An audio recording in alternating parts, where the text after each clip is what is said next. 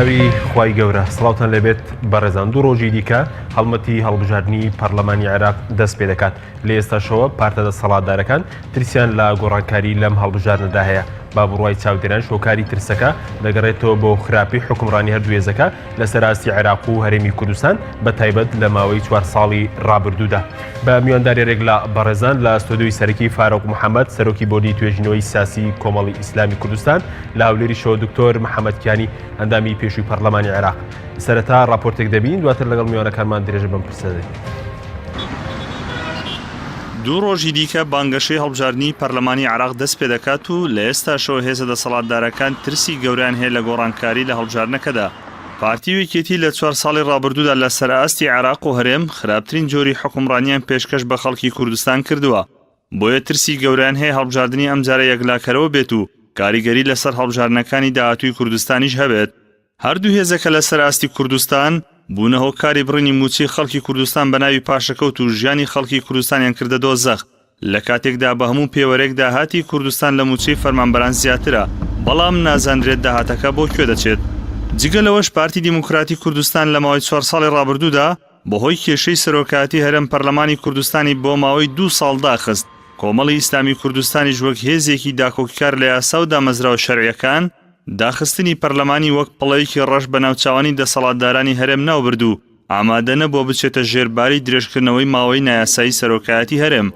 لە سەرئاستی عێراقیش هەردوو پارتە دەسەڵاتدارەکە شکستیان هێناوە لە چارەسەرکردنی کێشەی خەڵک و موچە و نەوت و تەنانەت خۆیان بوونە هۆکاری بڕینی موچەی خەڵکی کوردستان لە بەغداوە دەسەڵاتدارانی هەرێم لەبەر بەرژەوەندی تایبەتی خۆیان لە ساڵی 2014 دەستیان کرد بە فرۆشتنی نەوتی هەرێم بە شێوەی سربەخۆ و هاوڵاتیانی کوردستانیان تووشی قات و قڕی کرد لە نوێترین لێدوانیشدا فازل نەبی بریکاری پێشووی وەزارەتی دارایی عێراق لە پشکی پارتی باستەوە دەکات بەرپرسانی هەرێم خۆیان هۆکاری بڕینی بودجە بوون لەلایەن بەغداوە بەهۆی فرۆشتنی نەوت بە شێوەی سربەخۆ لە دوایین پێشاتیشدا جارێکی دیکە دەسەڵاتدارانی هەرێم ڕێگریان کرد لەوەی موچەی تاوە لە بەغداوە بگاتە دەست فەرمانبەرانی وەزارەتی پەروەردە و تەندروستی حکوومەتی هەرێم ئەوێ دووبارە دەست بخاتەوە بینە قاقای لە کاتێکدا فراکسیۆنی کۆمەڵدا کۆکی زۆری لەسەرەوە کرد موچەکە ڕاستەوخۆ بدرێت بەو فەرمانبەرانە لەسەر ئاستی ناوچە دابڕێنراوەکانیش مێژووی دەسەڵاتدارانی هەرێم پڕە لە شکست و لە دوایین جاریشدا بەهۆی ڕیفراندۆم بۆمانەوە لە دەسەڵات سەدا 51 خاکی کوردستانیان لەدەستا و خەڵکی ئەو ناوچانیان بەتەنیا جێهێشت لە بەرامبەر شکستەکانی دەسەڵاتدارانی هەرێم هێزێکی وەک کۆمەڵی ئیسلامی کوردستان پرۆژەی هەمەلایانەی هەیە بۆ چارەسەری کێشەکانی هەرێم لە ناوخۆ و کێشەکانی لەگەڵ بەغدا ئەگەر بێت و خەڵکی کوردستان متمانەی زیاتر بە کۆمەڵی ئیسلامی ببەخشێت خراپی 27 ساڵەی حکومڕانی پارتی ویکێتی لە هەرێمی کوردستان و 15 ساڵەی نوێنەرایەتیان لە بەغدا ئەوەمان پێدەڵێت ئەمجارە خەڵکی کوردستان بە دەنگەکانی خۆیان گۆڕانکاری گەورە دەکەن و دەبێتە سەرەتایەکیش بۆ گۆڕانکاری گەورەتر لە هەڵبژاردنەکانی داهاتووی هەرێمی کوردستاندا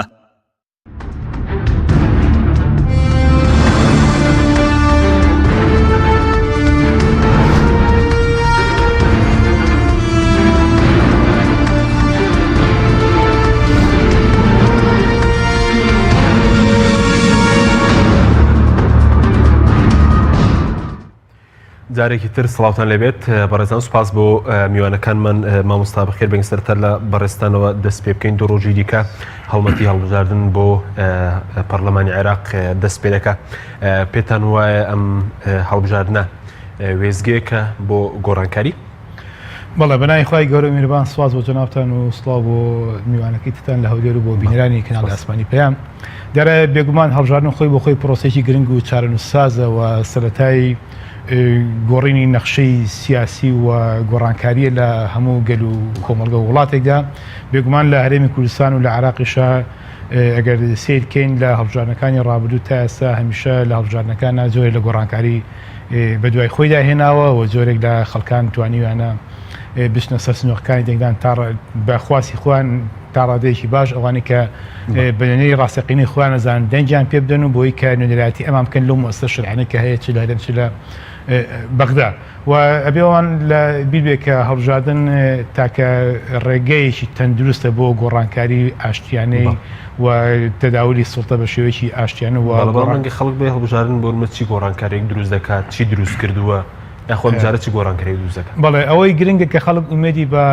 هەڵبژاردنەکان هەبێت چونکە ئەگەر ئێمە سێری ئەزمموی ماوەی ڕابردووی هەرێمی کوردستان بکەین ئەبینین کە گۆڕانکاریەکان ساڵ لە دوای ساڵ یاخود بڵێ هەر هەڵبژاردن دوای هەڵبژاردن کۆمەڵە گۆڕانکاری بە دوای خۆی داهێناوە ئەگەر دیقەت بین لە ساڵی 1992 کە یەکەم هەڵبژاردننی پەرلەمانی کوردستان کرا یەکێتی و پارتی کە لەو کاتەوە تا ڕادێک و ساڵانی دوای سیاسی دوو حیزبی و حکومڕانی دوو حیزبیان پەرەپێدا بەڵام بینی هێواش ئەمانە حەجمیان بچووکە بێتەوە وەیتر بەرەو حەجمی حەقی خۆیان ڕۆنەوە کە لە 92 لە ساسی دەنگەکانیان یاخود لە هەموو کورسەکانی پەرلەمانی کوردستانیان مسۆگە کردو بەڵام هەڵبژاردن دوای هەڵبژاردن کەم بێتەوە تاکو لە ئاخری هەڵبژاردن لە 2013 مانە تەنها 56 کورسی دەنگی کوردستان بەدەست دێنن وێڕای ئەو مسەرنجی تێبینانەیە کە لەسەر هەڵبژاردن هەبووە و بە شایدی زۆربەی لایەنەکان وێڕای ساختەکاری دەسەڵات هەڵبژاردن گۆڕانکاریشی دروست کردووە ساختەکاری بە شێوەیەکی منەظەم چ ساختەکاری بە هەوڵدانی دەنگی دووبارە و سێبارە و وەیتە دەنگی تایبەت بۆ چ لەوەی کە بە شێوەیەکی منەظەم لە وێزگە سەرجێگانە کراوە کە ئەگەر بین یاخود باسی کەین کابینی کۆمەڵی تەزویراتی زۆر کراوە بەڵام وێڕای هەموو ئەم تەزویرانەش ئەم هێزانە هەڵبژاردن دوای هەڵبژاردن توانیوە خەڵک توانێتی سزایان بدە و کێوی سەڵتەکانیان بێتە خوارەوە و بە شێوەیە ئەگەر هەیە کە ئەم جارە بەڕاستی خەڵک متمانەی خۆی لەمانە زیاتر وەرگێتەوە و ئەمانەی چیدی نەتوانن یاخود ئەو هێزە نەبن کە بتوانن حکومەتی جووت حیزبی پێک بێنەوە جارە چی درێژە بۆ حکومڕانی خۆیان بەڵە بووناتیش لەگەڵ بەغدا پێدوای سەرەتای گۆڕانکاری کە بۆ نەم هەڵبژاردنە کە ئێمە دوو ڕۆژی تر دەچینە ناو بانگشی هەڵبژاردننی پەرلەمانی عێراق ئەمەی ئەم هەڵبژاردننی عێراق هەڵبژاردننی چارەسازە لەبەر کاتەکەی گرنگە کاتەکەی هەستیارە بۆ چونکە ئەم هەڵبژاردنە کە ئەکرێت دوای کۆمەڵە شکستی حکومڕانی کوردیە لە کۆمەڵێک ناوچەی هەستیاری وەکو ناوچەی جێناکۆ بۆ دوای شکستی ڕفراندۆمە دوای ڕووداوەکانی 16 ئۆکتۆبەرە دوای شکستی سیاسەتی ئابووری و نەوتی و ژێرخانی ئابووری ئەم حکومەتی هەرێمی کوردستانەیە وەکو حکومەتێکی یاخود وەکو هەرێمێک لە عێراقدا و ئەم جارە هەڵبژاردنێکی گرنگە و بە پێی زۆرینەی داتا و ئامارەکان و ڕاپرسیەکان کە ئەم دوو هێزە سیاسی حکومڕانی کوردستانەکەن بە شێوەیەکی بەرچاو سەڵتەکانیان کەمەکە و ئەمەش کە هەڵبژاردنێکە بۆ عێراق ڕاستە بەڵام عێراق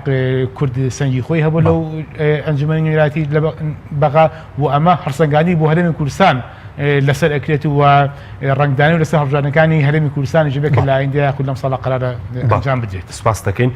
کاک دکتۆر سپاس بۆ بەشداری بەڕێزشتان پێتان وایە کە ئەم هەڵبژاردنە کاڵبژاری پەرلەمانی عێراقا چارن و سازە بۆ خەڵکی کوردستان پێدوا دەبێتە سەرەتای وێزگەیەک بۆ گۆڕانکاری لە عێراق پاشان ڕنگدانەوەشی هەبێ لەسەر داهاتووی هەرێمی کوردستان. سەلاو و ڕێزم بۆ بینەرانی خۆشەویست و بۆ جەنابت و بۆ میوانە خۆشەویستەکەت پێش هەموو شت دەمەوێت یەک شت بڵێم ئەویژەوەیە هەر نەتەوەیەک خەڵکانێک کە دەزانێت گەندەڵن یا حیزبێک دەزانێت گەندەڵە دەزانێت بوودەڵە دەزانێت خیانەتی کردیە یا دەزانێت کە لەگەڵ سۆزەکانی لەگە نەتەوەکەیە ڕێک نییە ئیمکانیاتی ئەو نەتەوەی بەکارهێنایە بۆ بەرژەوەندی تایبەتی خۆی هەر گەلێک ئەو کەسانە هەر بژێرێ ڕاستی پێی ئەوە نییە بەزەید پیایدا بێتەوە بەڵکو بەشدارە لەو تاوانەی کە بەرامبەر خۆیەکرێ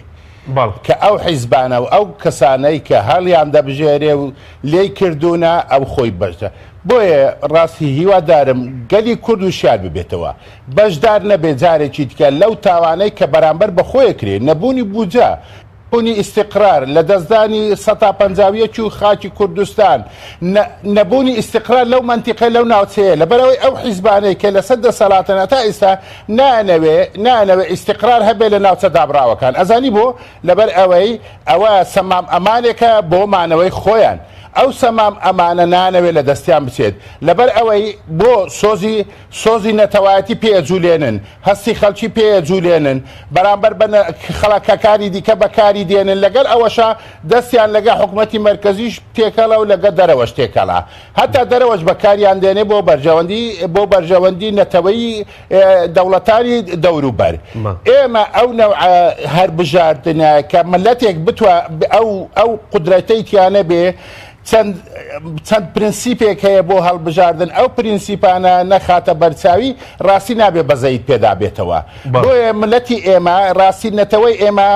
بەشدارە لەو تاوانێ بەرام بەشەکرێ ئەگەر دەژرێت ئەو شتە مەسەلەکان چیەک دەبێ ئێمە ئەوانە ماهیەتی ئەو حیزبانیان هەر سنگاندە بێت تاکو ئەمڕۆ لەو 27 ساڵەیە ماهیەتی ئەو حیزبانە جەوهەریان چی ئەو حیزبانە ئەوە یەک لە مەسەلەکانە مەسەلەی دووەم ئایا تێوەگلانە ئەو حیزبانە لە گەندەڵی یاننا بەشێک بوونە لە براکوژییاننا بەشێک بوونە لەوەی کە کورد ئیستیقراری نەبێ لە مەسەلە نەتەوەیەکانە لەگە بەغدایە بۆ یەکلایان نەکردەوە لەو 14 ساڵی کە لە حکما بوونا بۆ توانیانە ئیمکانیەتی ئەو دەوڵەتەی کوردستان سەروەتێکی گەلێک زۆری هەبووە حتا دەستیان برد بۆ بەناوەی برێن ئابووری سەربەخۆ نەفت بنێرن نەفتی 600,000 بەرمیل نەفت چۆتە دەرەوە فلوس نەهاتەوە بدرێتە خەڵک بۆ بجێی خەڵکیان ئەوە لە 2014ەوە بێبوجە کردیە کوردستانیان بێبوجە کردیا ئەوانە هەموو مەسلەی ئەوەنە کە ماهیەتی ئەو حیزبانە هەڵسەنجێنی ئەو حیزبانەی کە دەستیان هەبووە لەو گەندەڵیە دەبێ عیقاب بدرێن ئەو حیزبانەی کە دەستیان نەبووە لەو گەندەڵیانە بەشێک نەبوونە لەوە دەبێ ئەو ماهیەتە بێتە پێشەوە لە ڕۆژی هەڵبژاردنە خەڵک لەسەر ئەو ئەساسە دەنگ بدا مەسلەیەکی دیکەش هەیە مەسلەی نەتەوایەتی ڕاستی مەسلەی نەتەوایەتی لە هەر چوار پارچەی کوردستان زۆر مەسلەیەکی جدیە بە نسبەت گەلی کوردەوە لەبەر ئەوەی مشکلەکانی ئێمە هەمووی تێکەڵ کێشراوە تۆ ناتوانی لەگەر داوای مافی گەلی کورد بکەیت لە باشووری کوردستان لە کاتێکە باشێک بی لە موئامەرە لە باکووری کوردستانیا لە ڕۆژهەڵاتیا لە ڕۆژاوای کوردستان ئەوەش دەبێت کاسێک بێت بۆ ئێمە لەبەر ئەوەی چارەسەر نەکردنی کێشەی کورد لە باشوورە ناتوانێت بکرێت بە بێ ئەوەی چارەسەری باکوور دەکرێت بێ ئەوەی زروفی کورد لە ڕۆژاوا چانەکرێ ئەوەی بۆ خۆشمان دەمانەوێت دەوێت بۆ ڕۆژهەڵاتیشمان بوێ ڕاستەکانە کە دەبێت دەنگدەری کوردبی خاتە بەرچاوی بەڵێ پێ دوایە ئەم هەڵبژاردنە بۆ دەری کورد هەڵبژاردنێکی یەکلاکەرەوەیە بۆ نمونە عێراق لەمە دوای ئەگەر نەتیجە هێزە سیاسەکان چۆن بێ مامەڵیان لەگەڵ دەکا لەسەر ئاستی هەرێمایەتی لەسەر ئاستی نێودوڵەتیش مامەڵی جیاواز لەگەڵ ئەم دەرەنجامانە دەکرێت ڕاستی من یەک بە خۆم من باسی خۆمەکەم وەکو کەسێکی بیر لە مەسلەی ملەتەکەی خۆمەکەمەوە من ئازانم مەسلەی عێراق و ئی کوردستانیش بەو حکوومەتی کە پێرێن شەراکەی وەتەنی قەت چارەسەر ناکرێت ئەزانی بۆ لەبەرەوەی شەراکەی دزەکانە ئەوە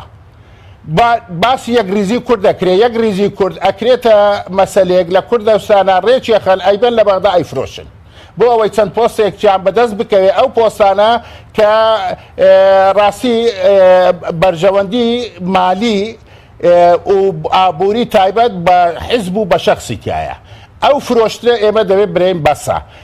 ئەوەی معالەجەی مشکلە ئەساسیەکانی عێراق و کوردستانەکە دروستکردنی حکومەتی زۆرینەیە دەبێت کەمینە ببێتەوە بۆ ئەوەی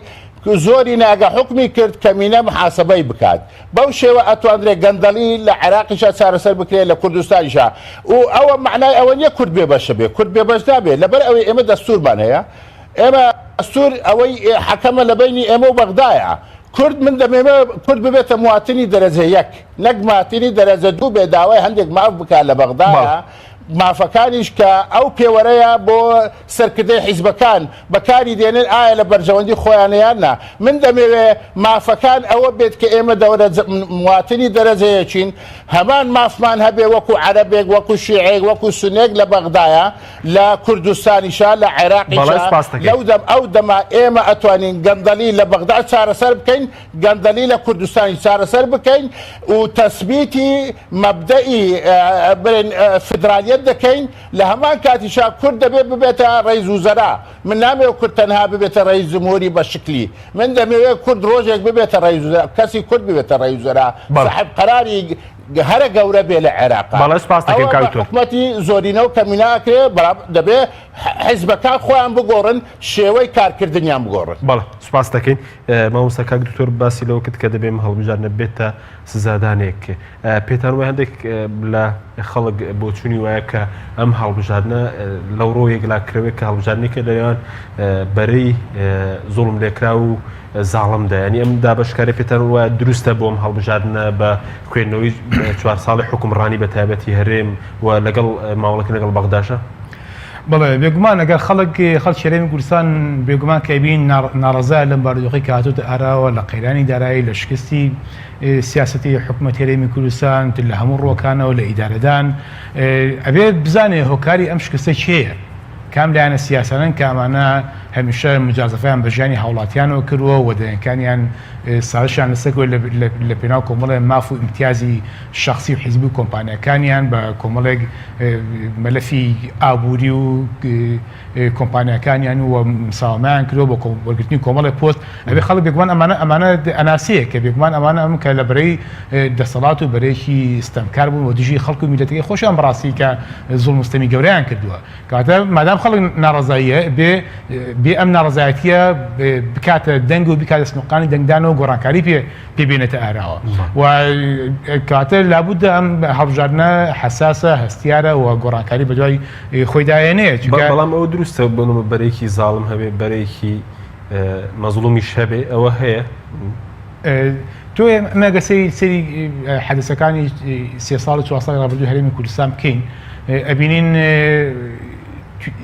حیزبانێکە بوون چەند حیزبێکە بوون ئەمانە هەمیشە بیان لە مەسلحەتەکانی خۆیان کردوێتەوە بوونەتە سەبەبی بڕینی موچەی خەڵک قوتی خەڵک ئەمانە چوونە ئەنجومەنی باڵای ڕێفراندۆمەوە خەڵک چەند هاواری کرد چەندانی سیاسی هاواریان کرد ئەم کارە مەکەن بەشکەزەشکێتەوە بەڵام دوجار چۆنەڵی ئەم بارودۆخیان هێنە ئاراوە لە بەرامبەر ئەبینین ڕۆژانە زوڵم لە خەڵکەکان بازیاد دەکەن موچە ئەبڕن تا دوایی چەند هێزێکی سیاسی ژەیەکە ئەمانە دیفاع لە خەڵکن لە بەرەی خەڵکن لە بەرەی جەماوەرن لە بەرەی مەزلومان و ستەمدیدان و لە پێناو مافی ئەم گەلە ستەمدیدە باجیان بەخۆیانگەکە وەکو کۆمەڵی ئیسلامی خۆتان لە بەرەی مەزلومدا دەبینەوە بۆ نمونە ئێمەتان لە بەرەی ستەمکاردا نابێت بەڵێ ئێمە لەو ڕوانگەوە ئێمە لە مای 4 ساڵی ڕابردوودا لە ڕووداوەکانی سەرۆکایەتی هەرێمەوە لە داخستنی پەرلەمانەوە لە ئەنجومەنی باڵای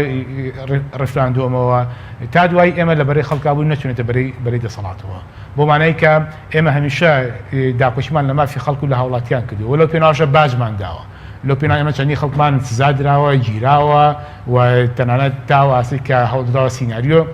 دروست بکرێ و ئێمە بەڕاستی مەحروم کراین ئێمە کۆمەڵی ئیسلامی لە کۆمەڵی مافی خۆمان مافی ئاسیای خۆمان مەحروم کراین ئەوش لە پێناوی خەڵکی مە شانازی پێوەکەین و ئێمە ئامادەین باجی زیاتریش بین و ئێمە بۆ لە پێناوی کە هاوڵاتیانی هەرێمی کوردستان بە مافەکانی خۆیان بکەن چکە جاج ئێمەش بەشێکی لە خەڵک بەشێکی لەو هاوڵاتی و لەو خەڵکانی کە ناڕازین و لەو خەڵکە موچەخۆری کە قوت و موچەی براوە لەو خەڵکی کە بێکار کراوە لەو خەڵکانی کە لە ناوچەکانی خۆیان بۆی سیاسەتی سەقەتی ئەم حکومەتەوە ئاوارە بووە دەربەدەر بووە بێماڵ و حاڵ بووە بەزەوەی کە پێشتر بەڕێزت باسی کرد کە ئەم هەڵبژارنە هەڵسەنگاندنی زۆری لەسەر دەکرێت بۆ نمونە لەسەر ئاستی عێراق لەسەر ئاستی هەرێمیەتی لەسەر ئاستی بڵین نێودوڵەتیش لە چ ڕوانگەیەکەوە پێ دوای ئەم هەڵبژاردنە هەڵسەنگاندنی بۆ دەکرێت بۆیە خەڵک پێویستە مەسەلەن گۆڕانکاری گەورە بکات لەم هەڵبژاردنە بەڵێ ئەم هەڵبژاردنە نەخشەی سیاسی ئایندەی عێراق و هەرێمی کوردستان ئەگۆڕێت و گۆڕانکاری بەرچاوێنێتە ئاراوە بۆ پێی کە ڕێژەی کورسیلانەکان بەرزونزمەکە گۆڕانکاری تێکە وە چیتر چەند هێزێکی سیاسی یاخود دوو هێزی دەسەڵاتدار ناتوانن مساوامە بە دەنگەکانی خەڵکەوە بکەن و بچن بە پاسای ئەوەی کە زۆرینەی دەنگی خەڵکی کوردستانی نیە بچن مفاوەزاتی حیزبی بکەن خۆیان بەبێ ئاگاداری خەڵک بەبێەوەی کە موسسەیەکی ڕسمی دانوستانە بەبێەوەی پەرلەمانی کوردستان مەرجع بێ خۆیان دوو حیزب کۆبوونەوە و بەرژەندی شخصی خۆیان بچنە بەغاو چۆنەڵی دەنگەکانی ئێستاگەر خەڵکی کوردستان بۆ نمونە جارێک تر متمانە بداتەوە بەو دوو هێزە عێراقیش مامەڵیان لەگەڵ دەکا و ئەمریکا وڵاتانی تریش بۆیە خەڵکی کوردستان دەبێت هەڵسەنگەنی باش بۆم هەڵبژاردنە بکە بۆی کە تێڕوانی تاو بگۆڕدرێت. ئەم هێزە سیاسیانە ئەوەی کە لە ڕابردووە هەوڵیان داوە و مامەڵە لەگەڵ دەوروپشت و لەگەڵ وڵاتان و لەگەڵ بەغا بکەن بۆ پاسەوەیەکی ئەمان زۆرینەی کورسەکانیان بەڵام خەڵکی کوردستان پاسەوان لێ وەرگێتەوە ئەگەر ئەم جارە خەڵک ئەو شرعەتیان لێ بسێنێتەوە و کە زۆرین دایەنەکانی کوردستان نێنن و چیتر ناتوانن بە ناوی نوێنەرایەتی خەڵکی کوردستانەوە ئەو مافە بەخۆیان بدەن بچن دانوستان کەم بۆ بەرژۆندی خۆیان و ئەم جارە بەپێی خۆیان بەپێی قسەی بەرپرسانی ئەم هەرێمە 10 بۆ 12 کورسی لە ناوچە جێنەوەکان کورد لەدەستیەدا کە زۆرینەی ئەم کورسیانە بەداخەوە لەدەست کورد دەچێت بەڵام بەرەنجامی سیاسەتی هەڵی ئەم دوو حیزبە دەسەڵاتدارەیە و زۆری باجگاش ئەوان ئەیدەن چونکە دەنجی ئەو ناوچەند لەڕابردە زۆری کورسەکان ئەمان بردووانە ئەنجا باچەوە کارە بێت کە هۆکار زۆرە بە تەزویر کرابێ بە چی کرابێ بەڵام ئەمە جگەلەوەی کە ناڕزایەتەکان ناوخۆی هەرێمی کوردستانە کە چەند زۆرە بەرامبەر ئەم هێزانە چیتر لە هەرێمی کوردستان ئەم هێزانە دەیەنەکانی ڕابردوو خۆیان نایەنەوە و خەڵک ئەگەر ئێوێ ئەگەر ناڕازیە ئەگەر ژیانی بگۆڕێ ئەبێ هەڵوێستەکانی بگۆڕێ. سوپاس دەکەم کاک دکتۆر بەڕێزت باس لەو کرد کەم جارە دەبێ خەڵک لایەنەکان سزا بدات پێ دوایە دەبێت کێت سزا بدرێت یاخۆ پرسیاری لە مامۆستاشم کرد ینی هاوڕای لەسەرەوەی کە بەرەی زاڵم و مەزڵوم هەیە. من نارم زاڵم و مەزلوم منە بەرەی گەل و بەرەی گەندەڵ هەیە بەرەی گەل و بەرەی گەندەڵ هیوادارم ئێوە شەر ئەوە بەکاربێنن بەرەی گەل و بەلای گەندەڵ ئێمە لەگە بەرەی گەلابین ئێمە دەبێت لەگە بەرەی گەل دیارە چێە ئەوەی من بیبینم بەڕاستی بەوازیحی دوولایەن بووە ڕاستە غەڵەتیان کردیە لە ڕات بردووە من دیفاع لای دەیەک ناکەم من بەخۆم کەسێک بوومە لە گۆڕان بوومە لەسەر ئەو مەسەلەیە گۆڕانم بەجێهێشت کە چوونە ناو حکومەتەوە لەبەرەوەی منم زانی لەناو ئەو حکومەتە هیچ شتێک ناکرێ لەبەرەوەی تەبیعەتی حیزبەکە ئەناسم کە ئەوەی ئەچێ لەگەر یا ئەچێ ناو حکومەتەوە بەڵام گۆڕان ماهیەت و جەوهەری خۆی نەدۆڕان ڕاستی ڕاستە وەختێکی لە دەستدا 2 ساڵ لەناو ئەو حکومەتەیە بوو هیچی نەتوانی بگۆڕی لەگەر ئەوەشە نەهاتە دەرێ مواتەلەی کرد تا ئاخیر ئەوەکە کۆمەڵیش بە هەمان کەس بە هەمان شێوە ئەیانتوانی ببنە بەشێک لە گەندەڵی ئەیانتوانی ببنە بەشێک لە گەندەڵی من کەوارم بە قەناعەتەوارم مجامە لە ئێوە ناکەم بەڵام کە نەبوونەتە بەشێک لە گەندەڵی معناوە لە بەرەی گەلامانەوە دوای بێنەوە بەڕاستی دائیمەن دیفاعیان لە بەرەی گەل کرد هەتاوان لێ کرد سەرۆکی هەرێمیش هەر ئەوان قاویاندا ئەوە معنای وایە کەوتنە بەرەی گەلەوە ئەو دوولایەنە ئەوە کان دیکە بە قەناعەتی منە کەونە بەرەی گەندەڵەوە بەرەی گەندەڵ ئەوەیە کە تو پارتیە یەکێتیە ئەوە دوو هەرە گەورەکەیە بەڕاستی فەرعەکانی ئەوانیشن ئەوی لە یەکێتیش بۆتەوە هەر گەندەڵا نەک هەر گەندەڵا و ئینەما من مەشبوهە بەنسبەت منەوە بەنسبەت ئەوەی کە ئەو عەلاقاتانەیە هەیانە لەگە تورکیایە لەگە جێ دیکەیە هەر حزبێک و لایەنێک و شەخصێک و دەستێک یا کەسێک ئەگەر مووقیفی سربەخۆی نەبوو نەتوانێت قەراری سربەخۆی بدات قونسولیەتی جێ دیکە پێی برێ چێی لەگەر بێ و چێی لەگەڵ نەبێت لە حیزبەکەیە ئەوە سربەخۆ نیە و معنای خزمەتی ئەجەندەی ئەو گەلە ناکە بۆیە دەبێ بە هەمان شێوەی گەندەڵەکانی دیکەش ئەگەر ناوی دیکەش دەخۆی بنێ بە هەمان شێوەی گەندەڵەکانی دیکە عیقاب بدرێ بۆیە من بە قەناعەتی من ئەوەیە ئیسا ڕاستی ئەوەی کردیەوە ماهیەت و جەوهەریەتی خۆیان لە دەست نەدایە گۆڕان و کۆمەڵ بوونا من ڕاستی تەشجیعی خەڵکی کوردستانەکەم ئەگەر دەیانەوێت گۆڕانکاری لە ژیانیانە ڕوو بدا ئەگەر دەیانەوێت دەنجیان هەبێ لە بەغدایە ئەگەر دەیانەوێت چارەسەری مەشکیلەکانیان بکرێ مشکلەی ناوچە دابراوەکان بە معلق نەمینێتەوە دەبێت تەئیدی ئەوە بکەن کە ئەو لایەنانەی کە خەمخۆریانن داوای ئەوەکەن من بەخۆم داوای ئەوواکە من نازەم ئەوان داواکەن یاننا لەگەر حکوومەتی ئەغلبیە و ئەکسەریەت بن هەتا ئەجەندای حکوومەتێک دروست ببێ لەسەر ئەساسی ئەجەندای حکوومەتی هەبێ یعنی پرۆگرامێکی هەبێ بۆ حکم نەک شارەکەی وەتەنی بێ یعنی وەزیرێک دانەی بەبێ ئەوەی هیچ پلانێکی هەبێ بەس بۆ دزی بچێتە ئەوێ دەبێ حکوومەت پلانی هەبێ لەسەر ئەجەندایەک دروست ببێ ئەو ئەجەندای یەک لەسەر ئەوەکان ئەوەی مادەی 130 دەبێت تطبیقکە بە نسبەت کوردەوە مەسەلەی بژێوی خەڵکی کوردستان دەبێت چارەسەر بکرێ دەبێت ئەو نەفتە لەدەست ئەو دەسەڵاتی ئێرە بسێندرێتەوە ڕاستی دەبێت گومرگەکانیشیان لەدەست بسێندرێتەوە بۆ ئەوەی بچێتەوە بودجەی بەغدا ئێمە بودجەی تەواوی خۆمان وەربگرین دەبێت داوای سەرژمێری بکەین هەتا ئێمە ئەو بودجەی بۆ کوردستان دێ لەسەر ئەساسێکی علمی بێ کە سەرژمێریە ئەوانە مەسەلە ئەساسیەکانن بەنسبەت ئێمەوە ئەوەی دیکە بەڕاستی بچنەوە دەست ئەو دوو حیزبە ئەیان لە ژوورە تاریکەکان لە بەغدا لەسەر ئەجەندایەکی حیزبی بەکاردێن ئەها بزانم من یە قسەی دیکاکە بخەن مالیکی ئەوە عەبادی ئاشکرای کرد ئەرێ مالیکی ڕێدا بۆ حکومەتی هەرێم کە نەفت بفرۆشێ بەبێ ئەوەی پارەکەی بژێڕێتەوە بۆ بودجەی گشتی ئەوە معنای چییە معنای پشتم بگرە من حکم بکەم لە بەغدایە بە کەیفی خۆم تۆ چیەکەی بڕۆ لە کوردستانە بی کە ئێمە ئەو حکومەتەمان ناوێت ئێمە نابێت بمانەوێت ئێمە دەبێت جارێکی دیکە ئەوەمان بوێت کە حکوومەتێک بێت لێرە مؤسسات دروست ببێ مالیەی پارەی خەرقی خەڵکە مالیە ئی خەڵکە بودجە ئی خەڵکە هی حزب نییە هی شخصێک نییە مەکرە من یا بداتە تو یا بداتە موظفێک باش من ئەوانە مەسلەی ئەساسی مەسەلە بودجە هاتیە بودجە ئیمامۆستا و ئی کارمەندی تەندروستیە ئەوان ئەیکەنە بودجەی عام فەرموو بەڵێ سەبارەت بە هەڵوێستی لایەنەکان بۆنم بەرزستان هەڵوێستی کۆمەڵ بۆنم لە سەراستی کوردستان لە پرسی سەرۆکایەتی لە پرسی پەرلەمان و لەگەڵ عێراقیش کە لەمە دووە داوای کردبوو مامەڵی ڕاستەوخۆ موچە بدرێ بە فەرمانبەران باڵوێستێکی جەریانەی دەزانن ئێوە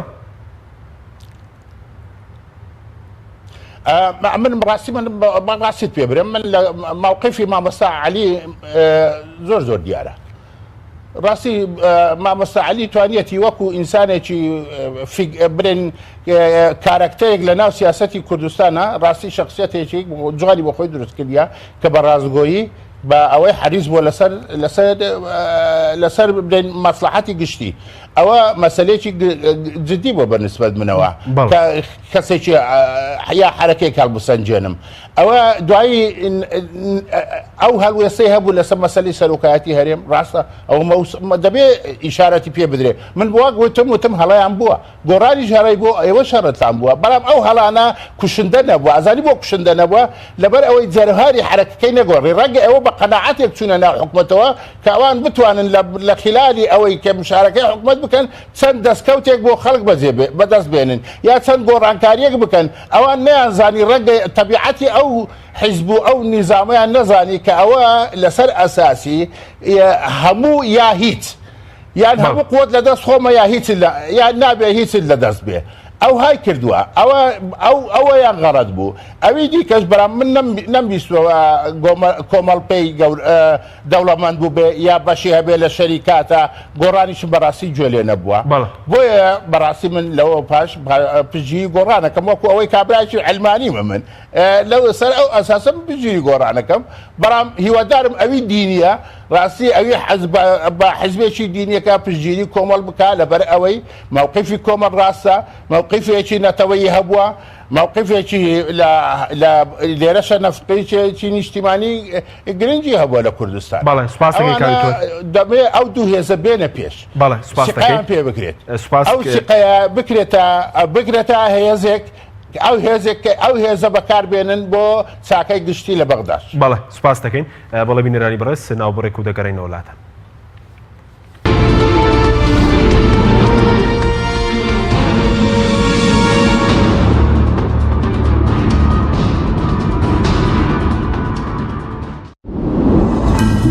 تۆپ ئارت تاکە بریکاری تۆڕی میدیایی کۆمەڵ بۆ دروستکردن و بڵاوکردنەوەی ڕیکلام تۆپ ئارت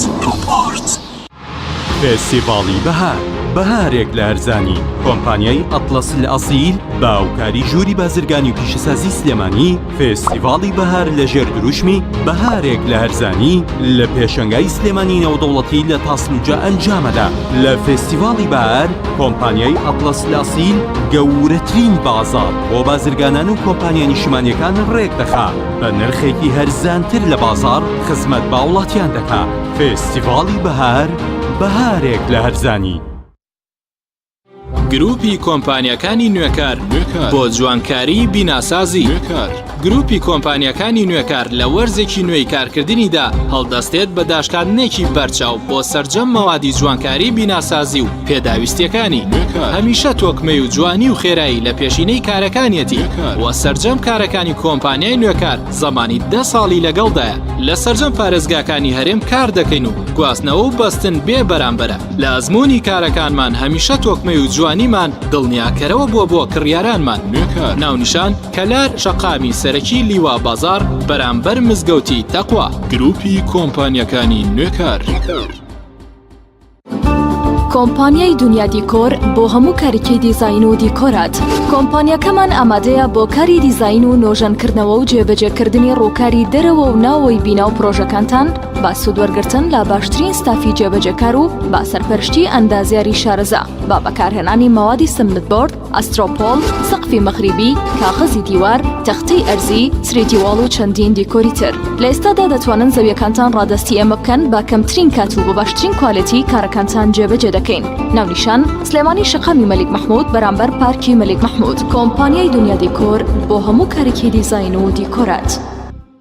کۆمیلی نیشانی بەرزی کوالیتی و ڕەسەنایەتی لە بەرهەمهێنان. بەرهەمەکانی کۆمیلی شامپۆی قژی کۆمیلی بە پێکاتە تایبەتەکەی هۆکارە بۆ بژانەوە و بریقەدارکردن و بەهێزکردنی ڕێگەکانی قژ. جۆرەکانی شامپۆی قژ بۆ قژی ئاسایی و چەور و وشک و دژە کڕێش و قژی بخۆرکە بۆ یەکراو. جۆرەکانی کلینەکسی تەڕی کۆمیلی بۆ بەکارهێنانی ڕۆژانە، پاکەرەوەی لەش، پاکەرەوەی ماکیاژ کە توانایەکی بەهێزی هەیە لە لابردنی ماکیاژ و مادەی وەتەرپروفی ناو ماکیاژ بەبێ جێهێشتنی هیچ موادێکی زەیتی. شامپۆی خۆشتن و دەستشتنی کۆمیلی پێست بۆن خۆش و نەرمەکە. کرێمی دەست و دەموچاوی کۆمیلی لە 100% زەیتی زەیتونی سروشتی تیا بەکاراتوە پێستە وشک و زبرەکانی دەست و قاچ نەرم و زیندووە کاتەوە. زۆرینەی بەرهەمەکانی کۆمیلی لە 100% زەیتی زەیتونی سروشتی تیا بەکاراتوە. گۆڵدن ئای بریکاری سەرەکی بەرهەمەکانی کۆمیلی.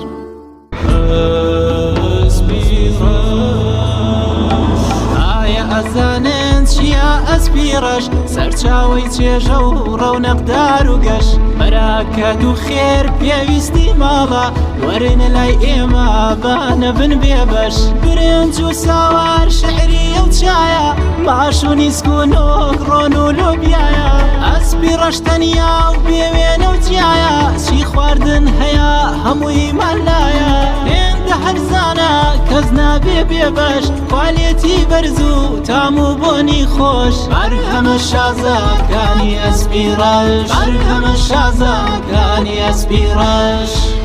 بەرهەمەکانی گروپی ئەسپیڕەش. تۆپ ئارت تاکە بریکاری تۆڕی میدیایی کۆمەڵ بۆ دروستکردن و بڵاوکردنەوەی ڕیکلام. تۆپ ئارت.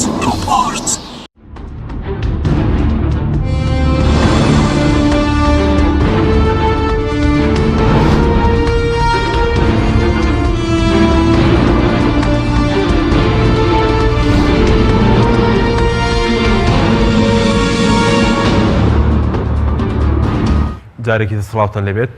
بەڕێزان مامۆستا فاروق بگرین و لای بەڕێز سەبارەت بەوەی کە 15 ساڵە بۆ نمونە هەردوو هێزی دەسەڵاتدار نوێنەرایەتی زۆرینیان هەبووە لە باڵ نەیانتوانێت بۆ نمونە کێشەی خاک نەوت موچە چارەسەر بکەن. پێتان وایە گەرم جارە گۆڕانکاری بکرێت هێزی تر مەسەلە متمانی زیاتری پێ دەتوانرێت ئەم کێشانە چارەسەریان بۆ بدۆزرێتەوە؟ بەڵێ ئەوەی ئێمە بینین لە ماوەکانی ڕابردووە دوو هێز کە زۆرینەی کورسەکانی بەغانەوە دوو هێزی کوردی زۆربەی کورسەکانی کوردیان لە بەغا بووە هەوڵی جدیان نەداوە بۆ چارەسەرکردنی ئەم کێشانە هەوڵی جدیان نەداوە بۆ جێبەجێکردنی مادی 140 بۆ گەڕانەوەی خاک بەڵکو بگرە ئەمانە تەنازل دوای تەنازل کردویان لە پێناو مانەوەی خۆیاندا خاشیان لەدەستداوە لە ساڵ 50 خاشێمی کوردستانیان لەدەستدا بە ئەمان شێوە بە پاساوی سیاسەتی ئابووری سەربەخۆ و سیاسەتی نەوتی سەربەخۆ ئەبینین بوونەمایی بڕینی هۆکاری بڕینی بودجە کاکەوتە لە تازین لە دوانە بریکاری وەزیری دارایی عێراق کە لە پشتی پاری دیموکراتی کوردستان بۆ ئەڵێ لەبەرەوەی کە حکوومەتی لەم ئامادەنەوە 100,000 ببینەوە تەسلیم بەغدا بکە ڕۆژانە بۆی بودجەی لەمی کوردستان بڕاو کاتی 100,000 بەرمیل نەوت بەرامبەر لە سای حەڤەی پشکی هەرێمی کوردستان لە بودجێ عێراقە بەڕاستی شتێکی کەمە شتێکی زۆر نییە شتێک نییە قابلی کردنەوە بەڵام بەو پاسایی کە ئەمانە ببنە خۆیان سیاسی ئابووری خۆی سەربەخۆ خۆیان پیا دەکەن داعی زیاتر بۆ خۆیان بەرن و پشکی زیاتر بۆ خۆیان بەرن بۆ کۆمپانیا حیزبەکانیان تیا کار بکەن بوونەمای ئەو بارودۆخی کە بەسەر هەرێمی کوردستانە هاتووە کاتە ئەگەر ئەم هێزانە متمان چۆنڵی نوێنەراتیکردنی خەڵکی کوردستان لێوەربگیرێت لەلایەن خەڵکی کوردستانەوە هێزەکانی تر هێزەکانی کە هێزی بەدیلن بێگومان ئەبینەمان لەبەرەی خەڵکن لەبەرەی گەلن و لە ڕابردووە بەردەوام کاریان کردو بۆی کە بارودۆخی خەڵکی کوردستان چاک بێ ئەوە نوێنەرەکانی ئێمە و کۆمەڵی ئیسلامی کە لە بەقا پێداگیان لەسەر بودجە و مافی هەرێمی کوردستان کردووە لە بودجێ عێراقەوە نوێنەرەکانی ئێمە فراکسیۆنی کۆمەڵی ئیسلامی کە داوای کرد کە حکوومەتی عێراقی ڕاستەوخۆ موچەی فەرمانبەران بنێرە بۆ فەرمانبەران بینێرە بۆ وەزارەتەکانی پەروەردە تەندروستی نەک بۆ وەزارەتی داهاتوو خەڵک ڕەنگە بڵێ جیاواز چێ لە نوێنەرەکانی و نوێنەرەکانی هێزەکانی تر لە حکوومەت و لە پەرلەمان بۆ نمونە لە بەغداد جیاوازێکی چییە بۆ جیاوازی ئەوەیە کە ئێمە نوێنەرەکانی ئێمە داواکەی لە مافی هاوڵاتیانەکەن بەڵام نوێنەرەی لایەنەکانی داواکاری لە پێداگیر داواکاری مافی حیزبەکان دەکەن ئێمە ئاڵی موچە بنێرێ بۆ فەرمانبەران ڕاستەوخۆ بەڵام ئەوە موچە بنێرە بۆ حکومەت بۆی حکومەت دیکە بە نیو موچە و ئەو کاتە بەسەر هاوڵاتیانە دابەشیکە ئێمە تاسە پەرلەمانتارەکانمان بچووکترین گەندەڵیان نییە بچووکترین خەڵکی تر هەیە بۆ نوێنەر بوێت لە بەغداد گەندەڵی هەبوو بێت بۆن لە پەرلەمانە لە حکوومەتە ینی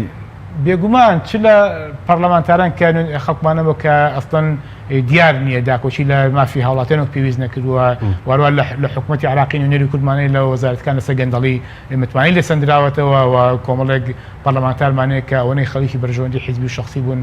بەتەنگ خەمی هاوڵاتیان و نەبوون وەکو پێویست کاتە ئەم نمونانە زۆرە بەڵام لە بەرامبرە نمونونەکەی ترکە ئەوانەیە کە هێزی بەدیل وەکو هێزی بەدیل دەرەکەون وانەوێ لە ئەندیا سنگ و خۆتان بە بەدەلی ئەوان دەزان دەتوان شتێکی جوان باشتر پێشش بکەن بۆ لەگەڵ بەغدایە بۆنم لەسەر مەسلەی موچەیە لەسەر مەسلەی نەوتە لەسەر مەسلەی خاک بەڵێ ئێمە لە ڕابردوودا ئەگەرتەوە دیقەت بە نوێنەرەکانی ئێمە لە پەرلەمانی عێراق لە پەرلەمانی کوردستان هەمیشە داکۆچیان لە مافی خەڵکە وڵاتیان کردووە و ئەگەر خوێندنەوەیەک یا هەڵسەنگانێک بۆ ئەدای تیمی فراکسیۆنی کۆمەڵی ئیسلامی بکەوە تیمی حکومی و کۆمەڵی ئیسلامی ئەمە ئەبێتە تەقینێ بۆی کە خەڵکی کوردستان بیان کاتە بەدیل چکە دواتر بەدیل بەچیە بەدەنجی هاوڵاتیانە بێ ئێمە ئیرادەمان هەیە و ئەمانەوە ببینە بەدیلی ئەم دەسەڵاتە بێگومان لەگەڵ کۆمەڵی هێزی ترا بتوانین پێکەوە لە ئەندیا گۆڕانکاری گەورە بکەین بە قازانجی خەڵکی کوردستان بەڵام خەڵکی کوردستان چی ئەوێ ئەبێ خەڵکی کوردستان بەڕاستی خۆیەک لایە کاتە لەنێوان ئەم دوو بەرەیدا کە لە ڕابردوودا هەبوو کە ئێستا ئەچنە منافسەی انتخاباتەوە بۆ پەرلەمانی عێراق و پاشانش بۆ پەرلەمانی کوردستان ئایا خەڵکی کوردستان بەڕاستی خەڵکانێکی هەیە کە دیفاع لە مافیانەکە لەبەرەی خوانە لەبەرەی مەزلومانە لەبەرەی گەلە یا خەڵکانێکی هەیە کە دیفاع لە مافی حیزبەکانەکەن و داهاتی یاخود لە بەرژەوەندی کۆمپانیەکانی حیزب کارەکەن بۆیە ئەگەر خەڵک ئەو متمانەی بە ئێمە بکات بێگومان ئێمە لە ئاسی ئەو متمانە دابین و ئەبینە بەس تێڕوانینتان جیازە لەگەڵ دەسەڵاتدارین هەرێمیش لەسەر مەسلەی موچە یعنی جیازە لە چی و سەرچاوگرەکە پێشتر بۆنم لە فراکسیۆنەکەیەوە لە بەغدا بۆنم لە داوا دەکە ڕاستەوخۆ موچە بدرێت بە فەرمانبەران نەدرێت بە حکوومەتی هەرێمی کوردستان بەڵێ ئێمە لەگەڵ معاناتی خەڵکین ئێمە لەگەڵ معاناتی خەڵکین بەڵام دەسەڵات بێگومان هەمیشە بی لە بەژۆنەکانی خۆی و مانەوەی خۆیەکە بۆی ئێمە کاتێک ئێمە داکۆچیمانە کە موچە ڕاستەوخۆ بێ بۆ فەرمانبەران هێزەکانی کە لە ژێرەوە سەفقان لەگەڵ حکوومەتی عێراقیە واژەوە کرد بۆی کە پارەکە بنێرە بۆ ئەوان بیکەن بە نیموچۆ لە بەرامبەر جارێکی ئەمان کە پشگیری دەسەڵاتی ئایندەی عێراق بکەنەوە بۆیە گەڕێم هێزانە خەڵکی کوردستان سزایان بدات و ڕێژەی کورسەکانیان کەم بێتەوە ئەو کاتە ئەو سەفقە جێبەجێ کە کردوانە بێگومان هەڵەوەشێت شوێدەکانی ئەمان کاریگەری ئەو تۆی نابێت کە لەسەر یەکلایکردنەوەی حکوومەتی ئایندەی عێراقەر ئەمانە بێنەوە چۆنەڵی ئەو حەجمی کە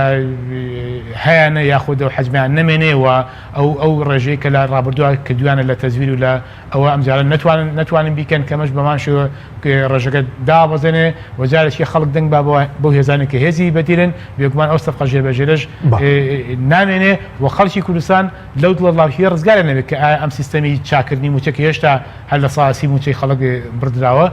خەڵک گومانێکەوە بۆ چەندمانێکی کاتی بێ و دوای انتخاباتەکان بە پێوە سەفقەیە کۆتایی پێبێ و هەروە حکوومەتی ئەمە تەنها بە بەغاژ ناوەسێت بەڵکو بەهرێمی کوردستانیشەوە ئایا حکوومەتی ئایندەیە کە لە کوردستان دێتە سەرکار حکوومەتی چێ بێ حکوومەتێکی دوو پارتیە بێ بە هەمانشی ئەوان گەمەدوانە تاواکەری یەکترن بە هەمانشی ئەوان زۆینە پێک دێن و حکومت پێک دێن و جارێکیە پابەت نابن بە یاسا بودجێ عراقی و نەوت ڕادەسی سۆمۆ ناکەن و بەناوی سیاسی ئابووری سەربەخۆ کارفێتی بەسەر میلەتە ئەهێنن یاخود ناهێنن. سوپاس دەکەم. کاک دکتۆر سەبارەت بە کۆمەڵی کێشەیە لە نێوان هەرێم و بەغداد خاکە مەسلەی موچەیە مەسلەی نەوتە پێ دوای هەڵبژاردننی ئەم جارە بۆ نمونەگەر گۆڕانکاری بکرێت کاریگەری لەسەر چارەسەرکردی بە تایبەتەوەی کە ئێستا خەڵک بەدەستیەوە گیرۆ دەبوو مەسلەی موچە و ژیانیەتی. کاک حەچیم بە ئەمە لەگە یەک سەریح بین من لە 2013ەوە بە تەحدید لە 2013ەوە ئارێم بودجەی کوردستان ئەبڕدرێ من ئەو قسانم لەگە کە گۆڕا بوومە لەگە کاک نێچوورانشی ئەو قسانە بکردیە لەگەر هەمووی ڕێی خۆمدایە بەڕاستی من دژ بووم بە هەموو شێوەیە کە پشتگیری ئەوە بکرێت کوردستان نەفت بنێرێ لە حکومەتی هەرێمی کوردستان نەفت بنێرێ لەبەر من پێم وتم بودجە نامینێ و حتا لە مانجی هەشتا وتم بۆ ڕێنەفتێکیان بە شا خۆیانەدایە بە عالەمەرێن ئێمە دەوڵەت دروست دەکەن دەوڵەت ئەوها دروست ناکرێت دەوڵەت بە نەتەوە سازی دروست دەکرێ بە دەوڵەت سازی دروست دەکرێ ئەو دەم تو ئەتوانی دەوڵەت دروستکەی دەبێ ئابووریت هەبێ معاشی مانگێکی پێ نادرێ ئەرێ من دەوڵەت دروست دەکەم ئێمە دەبێت مەرحەلەکە تەقسیم بکەین پێش ریفەرەندەم و پاش ریفەرەندەم ئەوی پێش ریفەرەندەم ئێمە وتمان هاتە جێ لە پاش ریفەرەندەم دەبێت کاری لەسەر بکرێ ئەوەیە ئێمە دەبێت بە واقعیانە سیاست بکەین سیاستەکەمان تعبیر بێ لە مەسلحەت و بەرژەوەندی خەڵک نەک بەرژەوەندی حیزبێک یان گەوێک عاتیفەی خەڵک بەکارنێنین بە ناوەی دەوڵەت دروستکردنەوە ئێمە پاش ریفەرەندەم پێمانەرێ ئێمە جارێ نابینێ دەوڵەت کە نابینێت دەوڵەت دەبێ ئەو ناوچەیە کە پێوترێ کوردستان و ئەرزی کوردستان ئەو نیوەی لێدابڕایە ئەو نیوەی بینەوە سەر کوردستان ژیان و بژێوی خەڵک چاپ بکەین پەروەردێکی چاکمان هەبێ بە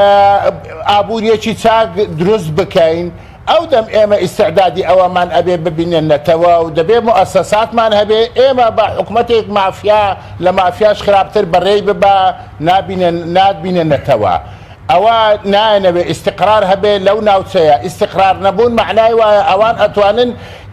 شعور و عاتیفەی خەڵک نەتەوەی خەڵک بەکاربێنن بۆ بەرژەوەندی تایبەتی خۆیان ئێمە دەبێ ڕاستی من با ئەوەشت پێ برم من وەختی خۆی ڕەگەل لەسەر کە ئەو کەنالەیەوە باسان کرد من وەختی خۆی لەگەر مستەشاری شخصی عەلا عەبادیە قسەم کرد بۆ موچەی سایان و کارمەندانی تەندروستی من بە تەحدید لە 15 من داخوازیەکانی مامۆسایانی ناڕازیم گەیاندە ئەوان بۆ چم پێوتن بابە مەیدنە دەست حکومەتی هەرێمی کوردستان بیدەنە دەست حکومەتی هەرێمی کوردستان ناگاتە دەست ساحێبەکانی خۆی دەبێ شێوەیەکی دیکە ببینەوە ڕێگایەک ببینەوە کە ئەو پارە بگاتە دەست ساحەبی خۆی با من ئەوەت پێ برم یەک شتت پێ برم ئیسا ئەو موچەی مامۆستایان و کارمەندانی تەندروستی بەکاری هێندرا بۆ ئەوەی موچەی گشتی بدرێ ئەوە شتێکی باشە من نارم خراپە بەڵام ئەو موچەیە ئەدرێ و موچەیەکی دیکە نادرێ ئەزانی بۆ لەبەر ئەوەی ئەوان نەفت نادەنەوە عێراق کە نەفت تەسلیمی عێراق نەکەن عێراق جارێکی دیکە ئەوەندە پارەش نانێرێ خەڵکی کوردستان دەبێ ژیانی خۆی بگرێتە دەست خۆی ژیانی خۆی ئەزانی کەی نێگرێتە دەست خۆی لە کاتی ئینتیخاباتە کاتێتە سەر سندوق بۆیە من وتم ئەو نەتەوەی گەندەڵ دز جەردە خائین هەر بژێرێ خۆی شەریکی ئەو تاوانەیە کە لێکرێ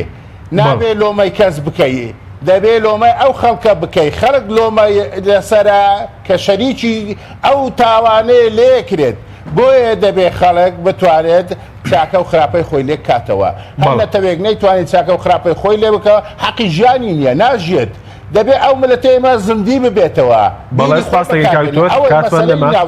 ئەوە بوجە بلە بوجە من ئەوەندارم ئەوەندا ئەرێمەوە هیوادارم ژیانی خۆیان بگرن لە دەست خۆیان بە ئەمانەتەوە بچن نەک بە عاتیفە کوردستان لە خەتەران نییە بەو شێوەی ئێستا هەیە لەبەرەوەی ئێمە دەستورێکمان هەیە لە عێراق بەو دەستورە ئێمە ملزەم عێراق ملزەمە بە تەطبیقکردنی ئەو دەستورە ئەوەی کوردستان ئەخاتە خەتەرەوە بەرژەوەندی ئەو حیزبانەیە کە گاڵتە بە سۆز و عاتیفەی خەڵکەکەن بۆ بەرژەوەندی تایبەتی خۆیان نانەوە ئیستیقرار لە کوردستانە هەبێ هەتا بەرژەوەندی خۆیان و بنەماڵەکانیان بپارێزن. بەڵای سوپاسەکەن کاکتۆر مامۆستا